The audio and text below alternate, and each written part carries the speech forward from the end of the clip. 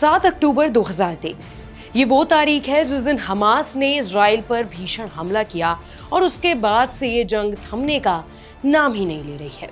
और अब इजराइल में फिर से बड़ा हमला हुआ है जिसने हालात को और भी भड़का दिया है। यरूशलेम के रोमांत जंक्शन पर सोमवार को हमला हुआ। इस हमले में 5 इजरायली मारे गए जबकि 11 से ज्यादा लोग घायल हैं। कई की हालत अभी भी गंभीर बताई जा रही है।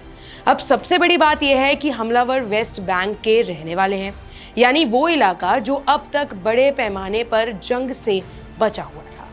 लेकिन इस वारदात ने साफ कर दिया है कि अब वेस्ट बैंक भी इस संघर्ष की आग में झुलसने वाला है और नई जंग की शुरुआत भी हो सकती है। इजरायली प्रधानमंत्री बेंजामिन नेतन्याहू ने फौरन हाई लेवल मीटिंग बुलाई है और सुरक्षा एजेंसियों को हाई अलर्ट मोड पर डाल दिया है।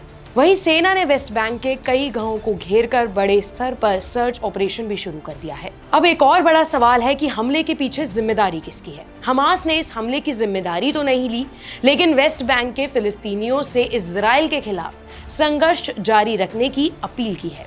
यानी संकेत साफ है कि हालात और भी बिगड़ने वाले हैं। रिपोर्ट्स की माने तो ये हमला सिर्फ एक आतंकी वारदात नहीं बल्कि जंग के नए मोर्चे की शुरुआत हो सकता है, क्योंकि अगर वेस्ट बैंक भी लड़ाई में शामिल हो जाता है तो इजराइल को एक साथ गाजा और वेस्ट बैंक दोनों के साथ ही साथ में लड़ाई लड़नी होगी। अब सवाल यही है कि क्या ये हमला एक और बड़े युद्ध का ट्रिगर बनेगा? क्या वेस्ट बैंक अब जंग का नया मैदान बनने जा रहा है?